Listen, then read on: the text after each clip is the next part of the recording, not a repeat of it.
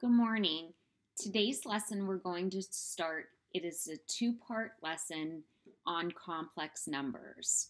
So we're going to look at why we need complex numbers and then how to use them over the 2-day series. So let's look at our number system that we have been using since you have been born, really. We've started with natural numbers, and when we start with natural numbers, those are our baby numbers. Those are numbers that we start counting things with. When you start as a young child and you have blocks, you count with 1, 2, 3, 4. Then you actually add into what is missed here, which are the whole numbers, which starts adding 0 into play. Then when you get into later elementary, early middle school years, we talk about integers. Integers are those whole numbers, but they now include negative values. Then we go into rational numbers. Rational numbers are any numbers that could be written as a fraction. So 1/4 is a rational number, or 0.5 is a rational number because we can write it as a fraction. Even the number 7 is a rational number because we can write it as 7/1. So we work with rational numbers, which includes all of the integers and all of the natural numbers. And we've lived mostly in this real number circle, where if it could not be written as a fraction, then it would be irrational number. So irrational numbers are those numbers that are non-repeating decimal values that go on forever, like pi or square root values. Not all square roots, but the square root of 2 is irrational. The square root of 7 is irrational. But in our real number system, so we've been in this green circle ever since we have been working with numbers. Now, this is the first time we're going to expand that number to what are called complex numbers. Now, you can see that the real number system stays inside of that complex numbers because they are part of the complex numbers. But we're going to include this extra circle on the outside of our real number system, which are called imaginary numbers. Now, imaginary numbers we're going to use, it looks like the variable I, but that's going to stand for the square root of -1, and we're going to see how to use that in a minute. So up till now, you knew that there was a value for the square root of 9, and that value was 3. But up till now, we could never square root -9. It would give us, if you actually put that into your calculator right now, it'll tell you it's a domain error or it's undefined, because our calculators can't calculate that -9 in the square root. Because if we recall how we get a square root, we'd have to take 3 squared to get 9. So when we square root 9, it takes us back to 3. All right, and the same thing. There's no number that I'll be able to square that's going to give me a -9, because when I take any number times itself, it's always going to give me a positive number, whether it's 3 times itself or -3 times itself. It always gives me that positive number. So for equations that we're going to need to solve that involve these negative numbers, we're going to need to develop some numbers to answer those for us. So let's look at this equation that we have. Now, if we were solving this equation, we would isolate that variable. That variable is squared, but we're going to isolate it just like we normally would. So I'm going to subtract 4 to the other side. Then we will divide everything by 4. And I'll get x squared equals -1. Now here's where the problem comes in. When I have to undo this square to solve this equation, I should square root both sides. But when I square root both sides, I have that -1. So we're going to pause right there, and we're going to come back to this problem in a few minutes. So a long time ago, there was a mathematician named René Descartes. He was a French mathematician, and he proposed a solution to this problem. what he proposed was, if we let I squared equal to -1, then that would give us a solution for when we square rooted a negative number, and we would say that the square root of that negative number is I. All right, that seems like a lot to process, so let's process that again. So if we let I squared equal to -1, then I would be the square root of -1. So take a second and pause this video and write that down. Those are the two concepts you really need to grasp and get with me today. If I squared is equal to -1, then I is equal to the square root of -1. So maybe you've seen this silly sign somewhere along the way. Maybe you saw a math teacher have this shirt that says the square root of -1 heart math, and you never really understood what that said. So it's a little math humor, but that square root of -1 stood for I. So this statement simply says I love math. So I know that that's a little silly, but now you understand us corny math teachers a little bit. Okay, so let's go back to this problem now that we paused. If we continue where we are, now we're able to solve this. Because once we square root x squared, now remember when we square root x squared, our choices are going to be 2 because they could have been positive or they could have been negative to start with. So we're not sure which one it was, so we're going to give a choice of positive or negative. And when I take the square root of -1, that's simply going to give me an I. So this idea that René Descartes proposed to us now gives us a solution to a problem that we were not able to solve prior to this idea. All right, so let's practice some square root simplification, and we're going to turn this into some equations to solve again by the end. All right, let's just review some square root properties that you should have learned in Algebra 1. One of which is if you have two numbers underneath the square root of AB. Well, that says that we're allowed to separate them. So if I have the square root of AB, I can separate this into two pieces and make it the square root of A times the square root of B. Now what that's going to allow us to do is it's going to allow us to pull out any perfect squares that I have underneath my radical sign. That square root sign is called my radical. So anything that I have inside of there, I'm going to be able to pull out. In addition to that, same rule for the quotient. If I have the square root of A divided by B, what I'm going to be allowed to do is break apart that radical into two different pieces so that I make it the square root of A divided by the square root of B. And again, what that's going to help us do in a few minutes is simplify any perfect square that I might have as a factor in my numbers. All right, so let's see why we need those rules. So this problem asks me to simplify the square root of 18. Well, if you do that in your calculator, you can see that you're not going to get a whole number, an integer, or a pretty value. But what we want to do is we want to pull out any perfect square factors that we can. That's our goal. Pull out perfect square factors.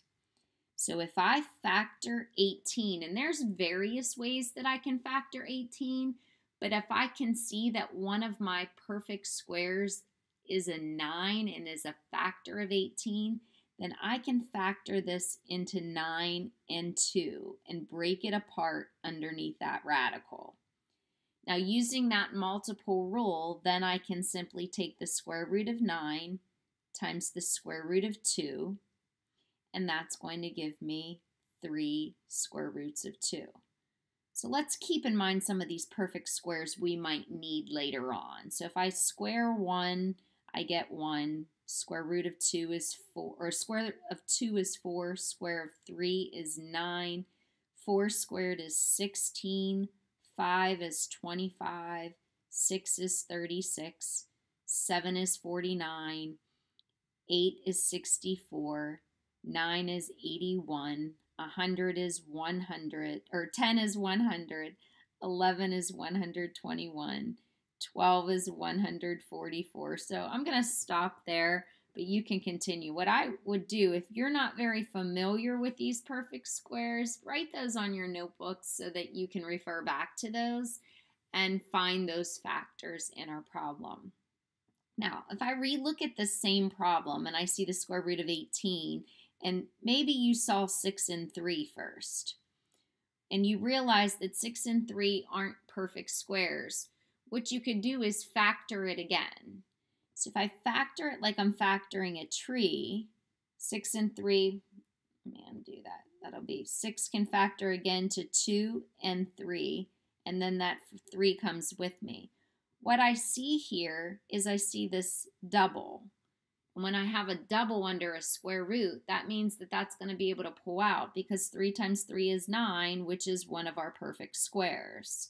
So again, when I have that double, that's going to come to the outside and leave 2 on the inside. So no matter how you chose your factors of 18, you should be able to simplify to the same values. All right, let's look at another example down here. Here you see a quotient. So what I'm going to do is I'm going to split that apart and make this the square root of 10 divided by the square root of 81. Now I know that 81 is a perfect square, so I'm going to go ahead and pull that out. Now if I think about 10 for a minute, factors of 10 are 5 and 2, none of which have other factors and none of which are perfect squares. So I'm going to leave that 10 inside of the radical and divide it by 9. So what we've done is we've pulled out any perfect squares. Remember, that was our goal. Pull out any perfect square factors that we can outside of the radical. All right, what you should do is pause the video, and I'd like you to try these two problems. And when you're done, pick up and see how you did. If you're back with me, I'm going to factor this into 25 times 3, and 25 being a perfect square is going to come out and be 5 square roots of 3. Since I can't square root 3, it stays inside. I hope you got that one correct. Let's look at the second one. I'm going to break this apart into the square root of 7 over the square root of 36. I know that 36 is a perfect square, so I'm going to end up with the square root of 7 over 6. 7 is prime, so I know there's nothing that comes out of 7. All right, moving on. Now we have the same type of problem, but now I have the square root of a negative inside of there. So automatically, to handle this situation, what I'm going to do is I'm going to pull out a negative 1 and then factor the square root of 28.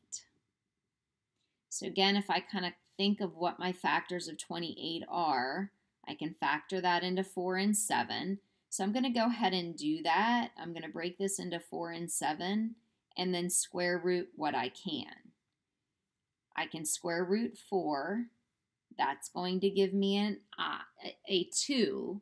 And if I remember that the square root of negative 1 gives me an I can also simplify that. The only thing I can't square root is the 7. So I'm going to leave him inside. So I square rooted the 4, I square rooted the negative 1, and I left the 7 in the radical. So this square root of negative 28 simplifies to 2i times the square root of 7. Go ahead and pause the video and you try this one and then pick it back up and see how you did. So when I factor this, I'm going to pull out that negative 1 immediately. and then I'm going to work on the 32. So if I think of factors of 32, I know I can go 4 and 8, where 4 is a perfect square, but 8 has some perfect squares in it too. I'm actually going to, I see a 16 in there, so I'm going to factor it into 16 and 2. So I'm going to break this apart, knowing that 16 is a perfect square and that 2 is prime. Once I get to this point, I can square root the 16. I'll write the real part first. I can square root the -1, then the imaginary, and then I finish off with what's left behind in the radical. I leave the radical last, and I always put the I before the radical so you don't get lost of where that I or any variable is. If there's a variable that comes out, I always put it on the outside. So this simplifies to 4i times the square root of 2. Okay, so let's look at what if we have to combine some of these.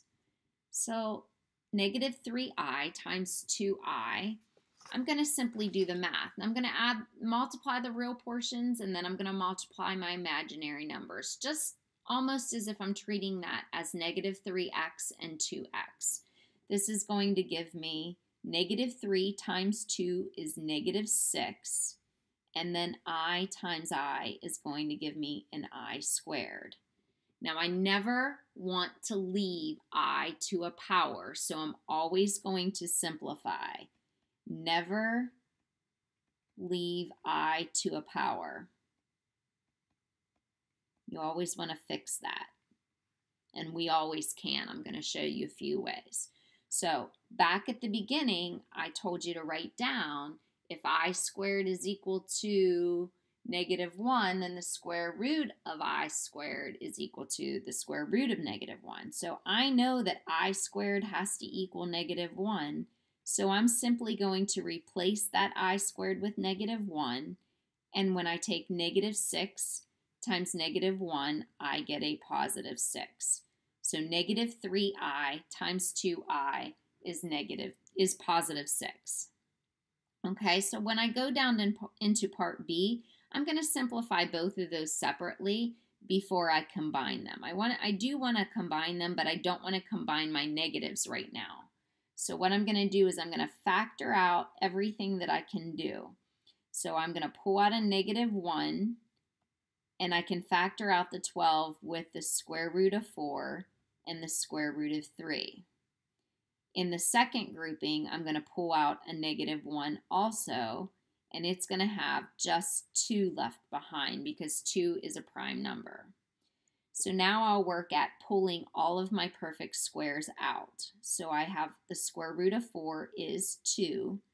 The square root of -1 is I. The square root of this -1 is also I. I can't square root 3. I can't square root 2, so I'm going to put them back in there together.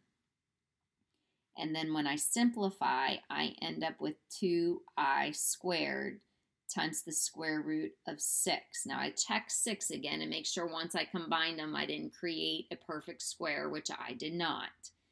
Now remembering this rule up here, never leave I to a power, so I want to clean that up. I'm going to make that 2 times, if I squared is equal to -1, I'm going to throw that in there. And this is going to be -2 times the square root of 6.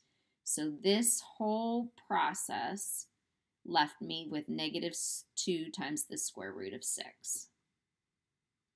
Okay, so let's look at this last example that I have. Simplify I to the 35th. Well, if we're using this rule, never leave I to a power, that's certainly to a power. Now, I don't know what I to the 35th power is, but I know that I squared is equal to -1. That I know. That I know. So what I'm going to do is I'm going to break I to the 35th power into I squareds as best as I possibly can. Now, since 35 is not divisible by 2, what I'm going to do is I'm going to start off by factoring out an I, and making this I times I to the 34th power. Now, since 34 is divisible by 2, I'm going to write I to the 34th power in powers of 2. So I'm going to rewrite this as I squared, and I squared to make 34 would have to be to the 17th power. There takes 17 I squareds to give me I to the 34th power. Not forgetting that I still have this I out here. My next step is, remember, I didn't know what I to the 34th power is. I didn't know what I to the 35th power is, but I know what I to the second power is, and I to the second power is negative 1. So I'm going to take negative 1 and replace that, and now I can do this math.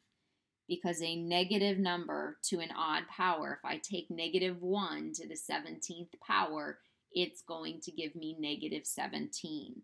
So this is going to simplify to negative I, because that's going to be not negative 17, it's going to be negative 1 times I is negative I.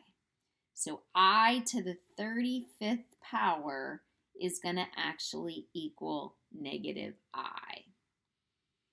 All right, now go ahead and pause the video and try these 3 problems for me. And when you're done, restart and see how you did. So I have the first one is going to give me 15I squared. I don't need to worry about the 15, but I can't leave I to a power, so I'm going to rewrite that as negative 1, and this is going to give me negative 15. In the second grouping, I'm going to factor each of this.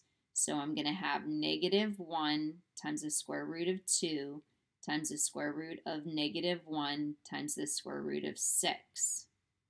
So these two are going to come out and be I times I, and I'm going to be left with the square root of 2 and the square root of 6. Now separately, I can't do anything with those.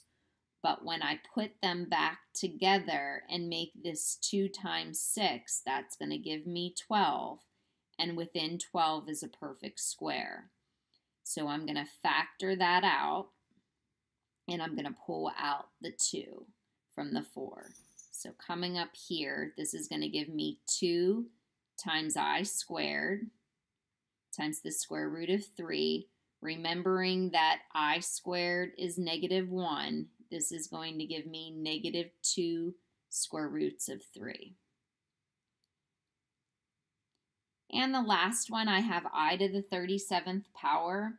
Now for this problem, I can see that I can't divide this by 2, so I'm going to factor out an I, and that's going to leave me with 36 other I's to go. So these together would give me I to the 36th power. Now, I don't know what I to the 36th power is, but I know what I squared is. So in I to the 36th power, there are 18 I squareds. And I squared is equal to negative 1, but this time, I squared being negative 1, negative 1 to the 18th power is going to be positive 1. And positive 1 times I is simply going to be I. So the last time I did this problem, I got negative I. This time I got I. If I would happen to have an I to an even power, my choices are either going to be 1, negative 1 I, or negative I. All right, so let's go to the last 2 problems that we started this section on, and this is where we'll end today. So we started this section with an equation to solve, and now we've brought ourselves full circle. So we're going to solve these 2 equations. The first one is to isolate the y squared. So that's going to give me 5y squared equals negative 20 when I undo my addition and subtraction. Then I'm going to undo my multiplication, and that's going to give me negative 4. And now I'm going to need to square root both sides, and now I'll know how to handle that right side. So y is going to equal, don't forget, our square root property gives us that we're going to have two choices. And when I square root -4, that breaks apart, and that's going to give me 2i. So normally I wouldn't have a real solution to this problem, but now I have two imaginary solutions or complex solutions. All right, if you want to pause the video and try this next one and then catch up and see how you did. I'm going to subtract 50 and get a -50. Divide by 2 and get -25. Now we'll square root both sides. X, using the square root property, gives me positive or negative 5i as a choice. All right, like I said, this is part 1 of a 2-part series. We're going to look at more complex numbers in our next video and our next lesson, and we're going to look at adding, subtracting, multiplying, and dividing complex numbers. So look for your assignment on Google Classroom and send me any questions that you may have. I hope you have a great day.